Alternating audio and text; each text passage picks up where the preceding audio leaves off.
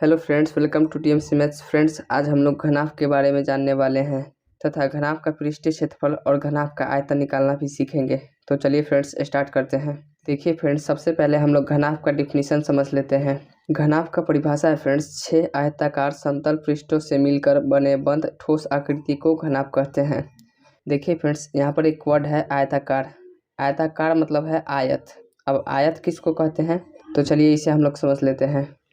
देखिए फ्रेंड्स, आयत को इंग्लिश में रेक्टेंगल कहते हैं। आयत का परिभाषा होता है 4 भुजाओं से घिरी हुई ऐसी बंद आकृति जिसमें आमने सामने की भुजाएं बराबर हो और चारों कोण 90 डिग्री के हो, आयत कहलाता है। आयत का परिभाषा कहा फ्रेंड्स, 4 भुजा से घिरा हुआ बंद आकृति। एग्जाम्पल से समझिए, यह 4 भुजा से घिरा हुआ बंद आकृति है। उसके बाद है फ्रेंड्स, जिसके आमने सामने की भुजा। आमने सामने की भुजा क्या होना चाहिए, बराबर होना चाहिए। तो इस चित्र में फ्रेंड्स आमने सामने की भुजा बराबर है। जितना यह भुजा है उतना ही यह भी भुजा है। यहाँ पर आमने सामने की भुजा बराबर है।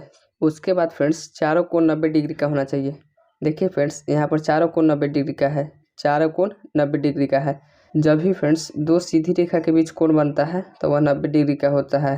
तो यहाँ पर सभी सीधी रेखा के बीच कोण बना हुआ है, तो यह चारों कोण 90 डिग्री का है। तो फ्रेंड्स, यह आपका आयत है।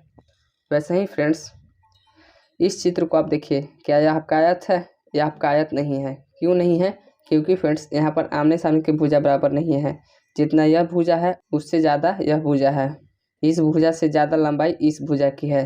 तो यहाँ पर आमने सामने भुजा बराबर नहीं है और चारों कोण फ्रेंड्स यहाँ पर 90 डिग्री का नहीं होगा। यहाँ पर चारों कोण 90 डिग्री का नहीं होगा, इसलिए यह आयत नहीं है। यह आपका आयत नहीं है, यह आपका आयत है। आयत आपको समझ में आ गया? तो फ्रेंड्स, घनाभ भी आपको अब समझ में आ जाएगा। 6 आयताकार, घनाभ में 6 आयत होना चाहिए। किसी भी चित्र में यदि 6 आयत होगा तो वह घनाभ होगा। 6 आयताकार समतल पृष्ठों से मिलकर बने बंद ठोस आकृति को घनाभ कहते हैं। एक एग्जाम्पल से समझते हैं फ्रेंड्स। यह जो बॉक्स है, यह बॉक्स आपका घनाभ है। कैसे? देखिए फ्रेंड्स, इस बॉक्स में 6 आयत है। पहला आयत यह आपका ऊपर वाला भाग है, दूसरा आयत ठीक इसके नीचे है, तो यह आपका दूसरा आयत हो गया। तीसरा आयत फ्रेंड्स, तीसरा आयत यह आपका इस साइड है। उसी तरह चौथा आयत आपका यह होगा और पांचवा आयत फ्रेंड्स, देखिए पांचवा आपका यह है और छठा आपका है। तो इसमें कुल मिलाकर 6 आयत है। तो यह बॉक्स आपका घनाभ है। तो इसी तरह के चित्र को हम लोग घनाभ कहते हैं। उम्मीद है कि आपको घनाभ समझ में आ गया होगा। तो अब चलिए फ्रेंड्स, अब हम लोग घनाभ का सूत्र पढ़ लेते हैं। घनाभ का पृष्ठीय क्षेत्रफल का सूत्र होता है फ्रेंड्स 2 × LB + BH + HL। और घनाभ का आयतन का सूत्र होता है L × B × H। यहाँ पर फ्रेंड्स LBH को क्या कहते हैं? लंबाई को L कहते हैं। L से होता है लेंथ, और चौड़ाई को B कहते हैं। B से होता है ब्रेथ, और ऊंचाई को H कहते हैं। H से होता है हाइट। अब देखिए फ्रेंड्स, अब यहाँ पर हम लोग एक बात समझ लेते हैं, पृष्ठीय क्षेत्रफल क्या होता है और आयतन क्या होता है। तो फ्रेंड्स, घनाभ जो होता है, घनाभ जितने स्थान को घेरे हुए रहता है, मतलब घनाभ जितना स्थान पर टिका हुआ होता है उतने स्थान को हम लोग पृष्ठीय क्षेत्रफल कहते हैं। जैसे फ्रेंड्स, यह जो बॉक्स है, यह बॉक्स आपका इतना स्थान घेरे हुए है, तो यह जो स्थान है इस बॉक्स का क्या है, पृष्ठीय क्षेत्रफल। और आयतन क्या होता है फ्रेंड्स, इस बॉक्स के अंदर कुछ भी जितना अट जाए उतना को हम लोग आयतन कहते हैं। मान लीजिए फ्रेंड्स, इस बॉक्स में 200 ml पानी अट जाता है, तो 200 ml क्या हो गया, इस बॉक्स का आयतन हो गया, मतलब इस घनाभ का आयतन हो गया। समझे? पृष्ठीय क्षेत्रफल और आयतन आपको समझ में आ गया। चलिए फ्रेंड्स, अब हम लोग घनाभ के पृष्ठीय क्षेत्रफल और आयतन को प्रश्न के माध्यम से समझ लेते हैं। देखिए फ्रेंड्स, प्रश्न है आपका 6 मीटर लंबे, 5 मीटर चौड़े और 4 मीटर ऊंचे घनाभ का पृष्ठीय क्षेत्रफल और आयतन ज्ञात कीजिए। यहाँ पर दोनों निकालना है, पृष्ठीय क्षेत्रफल और आयतन। तो सबसे पहले हम लोग पृष्ठीय क्षेत्रफल निकाल लेंगे। पृष्ठीय क्षेत्रफल निकालने से पहले फ्रेंड्स हम लोग प्रश्न में जो जो दिया है उसको लिख लेंगे। यहाँ पर दिया है फ्रेंड्स 6 मीटर लंबे, मतलब लंबाई है 6 मीटर, तो लंबाई को L से डिनोट करते हैं, तो L है आपका 6 मीटर। उसके बाद फ्रेंड्स 5 मीटर चौड़े, चौड़ाई है आपका 5 मीटर, तो चौड़ाई को B से डिनोट करते हैं, तो B आपका है 5 मीटर। और फ्रेंड्स 4 मीटर ऊंचे, H जो है ये आपका 4 मीटर है, H आपका 4 मीटर है। अब हम लोग फ्रेंड्स सूत्र लगा लेंगे। घनाभ का पृष्ठीय क्षेत्रफल का सूत्र आपको पता है 2 × LB + BH + HL होता है। तो यहाँ पर हम लोग लिख लेंगे फ्रेंड्स, घनाभ का पृष्ठीय क्षेत्रफल का सूत्र होता है 2 × LB + BH + HL। देखिए फ्रेंड्स, यह सूत्र आपको याद करने में यदि परेशानी हो रहा होगा तो इस सूत्र को हम लोग फ्रेंड्स ट्रिक से बाद में समझ लेंगे कि कैसे याद करते हैं। तो अब देखिए फ्रेंड्स, यहाँ पर इसको हल करेंगे हम लोग। तो 2 है तो 2 और L का मान है फ्रेंड्स 6 मीटर। यहाँ पर 6 हो जाएगा गुना, बीच में कुछ भी का साइन नहीं है तो गुना का साइन है।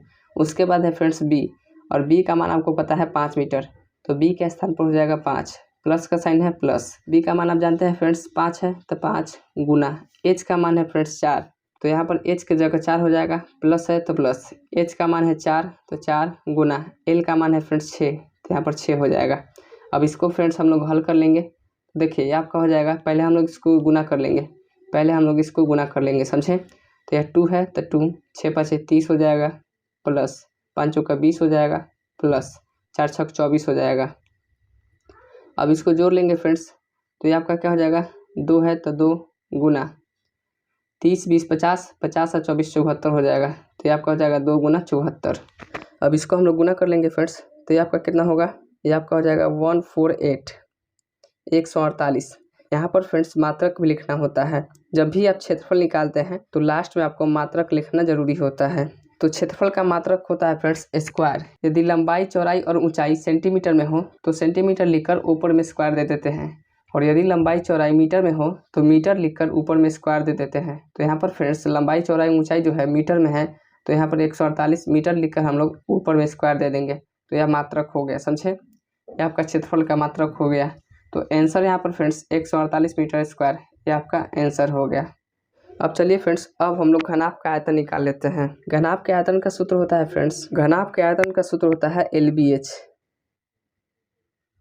L का मान आपको पता है 6, तो ये आपका हो जाएगा 6 गुना, B का मान आपको पता है 5, तो 5 गुना H का मान आपको पता है 4, तो 4।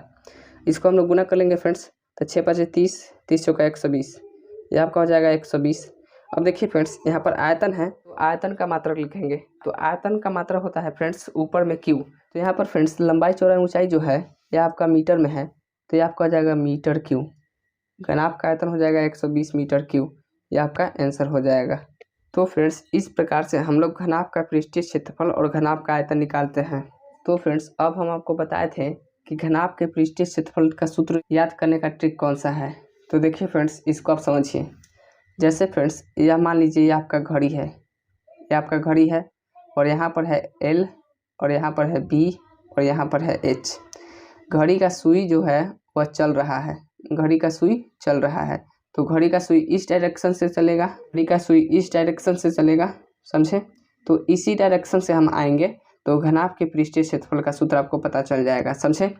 देखिए इस डायरेक्शन से आएंगे तो ये आपका हो जाएगा LB प्लस का साइन दे देंगे। उसके बाद फ्रेंड्स BH, उसके बाद फ्रेंड्स HL, तो प्लस का साइन दे देंगे, HL हो जाएगा। और यहाँ पर फ्रेंड्स बाद में हम लोग 2 लगा देंगे, तो ये आपका घनाभ का पृष्ठीय का क्षेत्रफल का सूत्र हो जाएगा 2 × LB plus BH plus HL।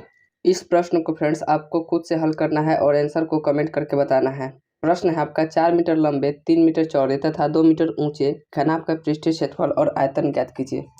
यह आपका प्रश्न है, इस प्रश्न को आपको खुद से हल करना है। देखिए फ्रेंड्स, यहाँ पर एक पॉइंट हम आपको बता दें कि पृष्ठीय क्षेत्रफल, कुल पृष्ठीय क्षेत्रफल, संपूर्ण पृष्ठीय क्षेत्रफल, कुल पृष्ठ, संपूर्ण पृष्ठ, ये सब जो शब्द हैं ये शब्द एक ही हैं। यदि आपसे कोई कहेगा पृष्ठीय क्षेत्रफल तब भी आप वही सूत्र लगाएंगे, कुल पृष्ठीय क्षेत्रफल तब भी आप वही सूत्र लगाएंगे, संपूर्ण पृष्ठीय क्षेत्रफल तब भी आप वही सूत्र लगाएंगे, या सिर्फ आपसे कहेगा कुल पृष्ठ तब भी आप वही सूत्र लगाएंगे जो सूत्र आपको पता है 2 × LB plus BH plus HL।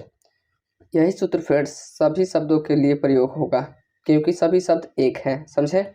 तो फ्रेंड्स उम्मीद करते हैं कि आपको घनाभ समझ में आ गया होगा। तो यदि आपको यह वीडियो पसंद आया होगा तो वीडियो को लाइक करें तथा चैनल को सब्सक्राइब करें ताकि आपका पढ़ाई से जारी रहे। धन्यवाद।